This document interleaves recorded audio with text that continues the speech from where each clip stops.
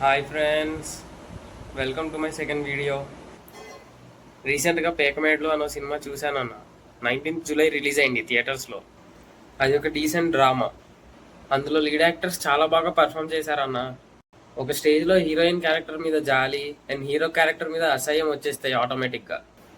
Same hero lead రోల్లో act చేసిన మూవీనే అంధకారం. ఇంక రివ్యూలోకి వస్తే అర్జున్ దాస్ అండ్ వినోద్ కిషన్ లీడ్ రోల్స్లో యాక్ట్ చేశారన్న ఈ మూవీలో. అంధకారం స్టోరీ మొత్తం 3 క్యారెక్టర్స్ని బేస్ చేసుకొని నడుస్తుంది. Vinod, Suryam and doctor Indran the psychiatrist.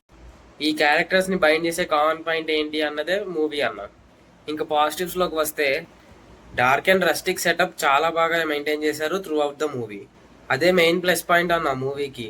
Climax దాకా ఏం జరుగుతుందో అన్న క్యూరియాసిటీని మెయింటైన్ చేస్తుంది. అర్జున్ దాస్ చాలా బాగా పర్ఫామ్ చేశారు. అది కూడా one of the main plus points అనే చెప్పొచ్చు అన్న. కొన్ని సీన్స్ చాలా డీసెంట్ అనిపించాయి అన్న నాకు ఈ మూవీలో.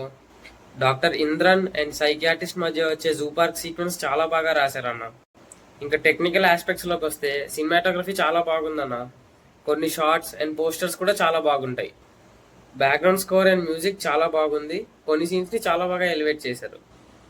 ఇంకా నెగిటివ్స్ విషయాల్లోకి వస్తే మూవీ కొంచెం స్లో పేస్డ్గా స్టార్ట్ అయ్యి ఆల్మోస్ట్ 3 hours దాకా ఉంటుంది.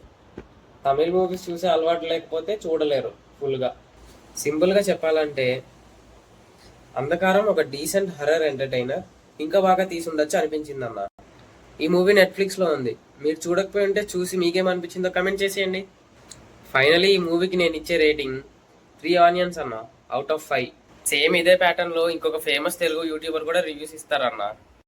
నేను కూడా అతనిలాగే మంచి రివ్యూస్ ఇవ్వాలనుకుంటే నా ఛానల్ని కూడా సబ్స్క్రైబ్ చేసుకోవచ్చు కదా. చుప్పు చుప్పు.